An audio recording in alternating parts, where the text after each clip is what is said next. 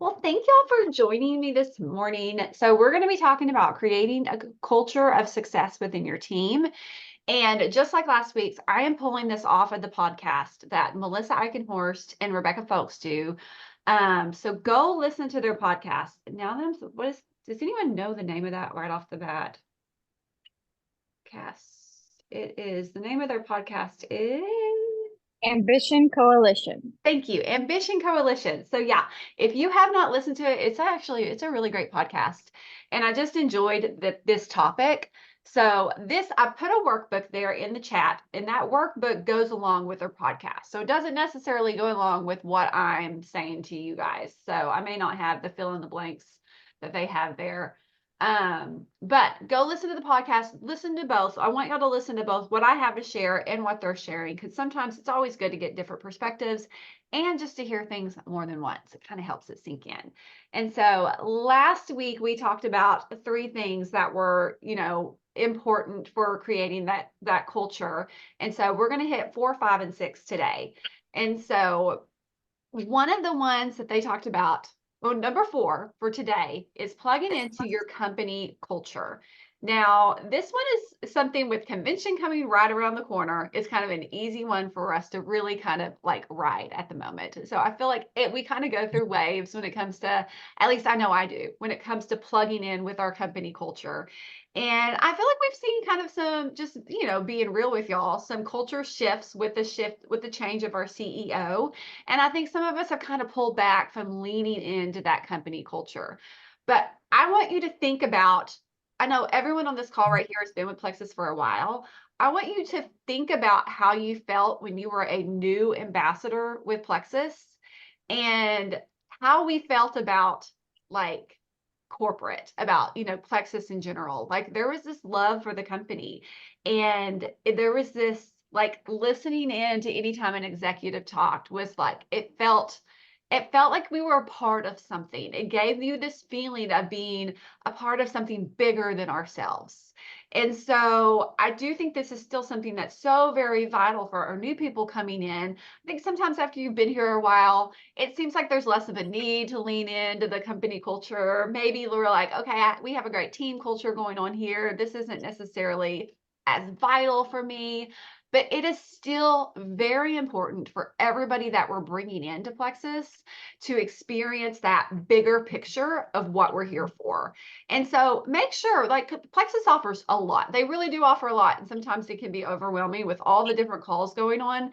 So don't feel like you necessarily have to like plug into everything, but make sure you are for sure plugging your team in to something. So it is very like we have so many things that we're doing as a team and just with us that is separate from what our company is doing, but plugging into that company culture is so important to also be a piece of the puzzle. And so, like I said, right now going into convention, maybe your team's not going, maybe they are. If they are, then this is a great time to plug in. But if they're not, make sure that you are constantly talking to them about everything. Video the things and send the videos to them. Show pictures, send clippets, like snippets. I make up words all the time. I don't think clippets is a word, but it should be.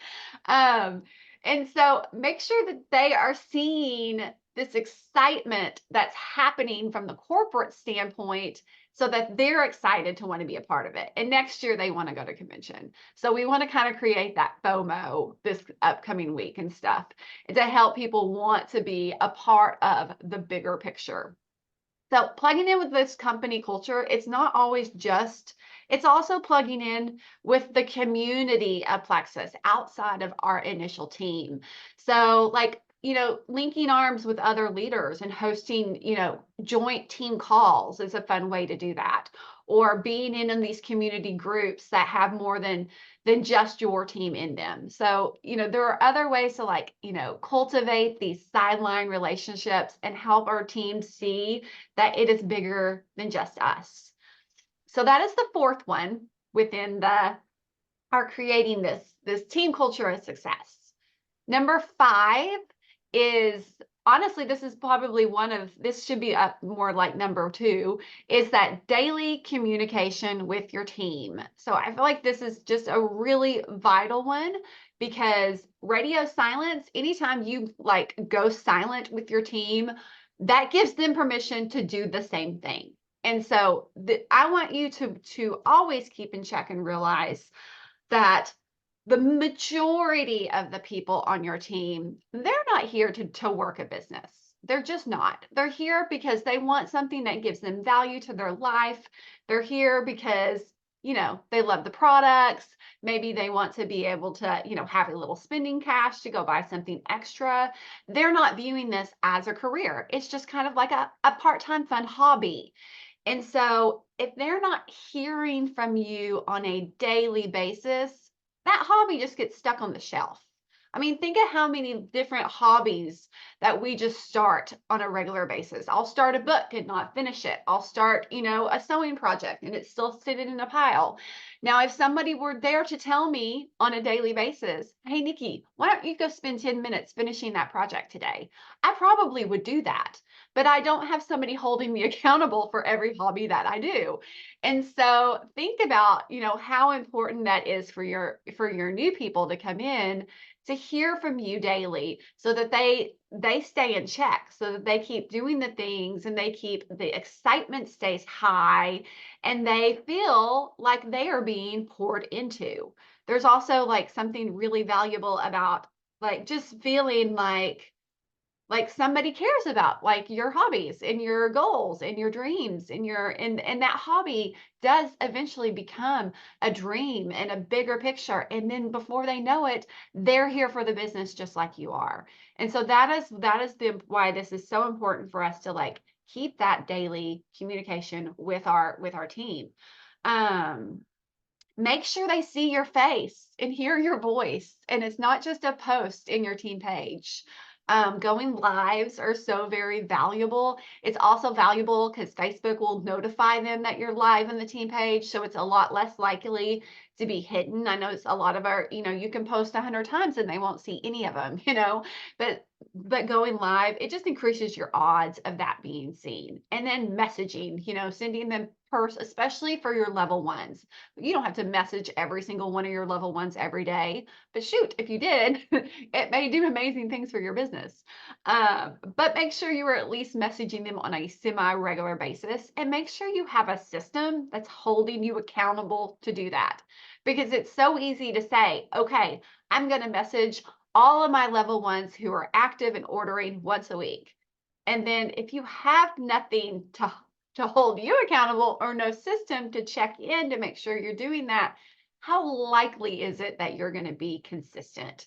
So for me, I have a spreadsheet that I can check off every time that has my leaders' names on it. Every time I like message them, I'll just type in there what the conversation was about, or sometimes I'll just put an X to be like, okay, I did speak with them today. And so make sure you have something planned that makes sure that you are checking in with your regular orderers, not just your runners, not just the ones who are wanting the business, but your regular orderers too, because our goal is for our regular users is to make this a hobby.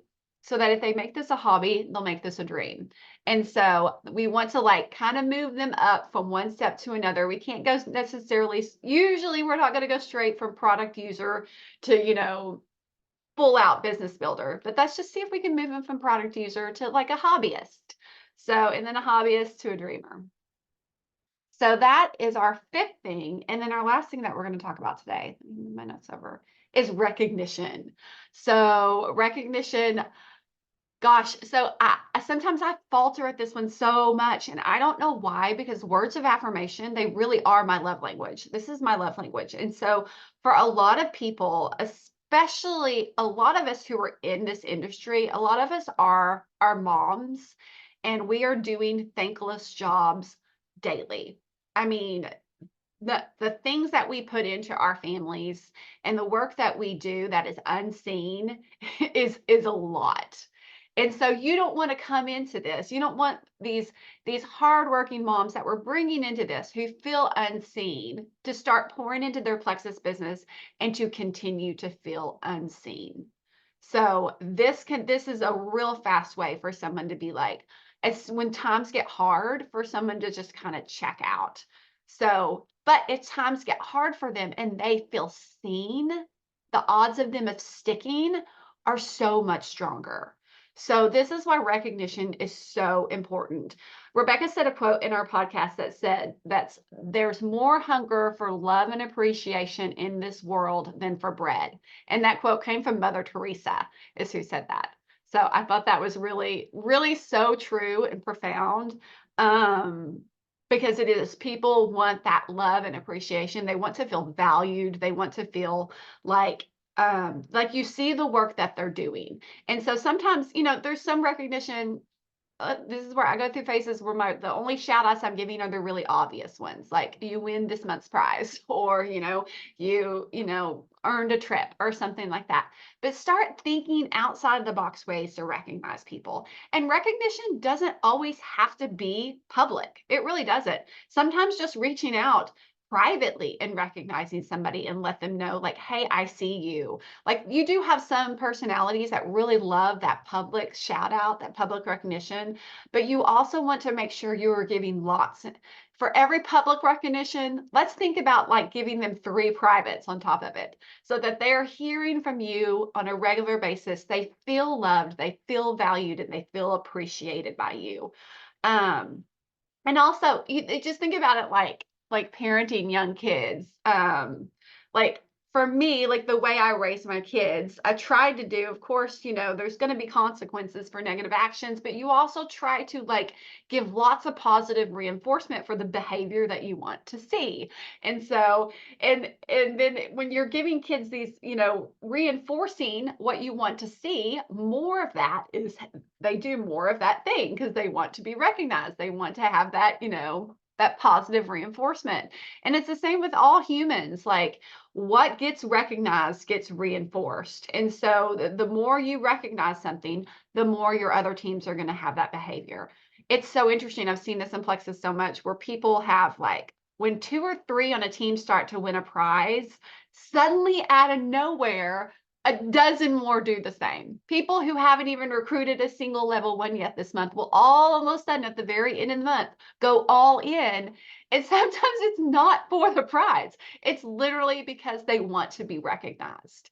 And so don't underestimate the power of recognition. It's free, it's easy, and it can literally change the culture of your team if you're doing this well.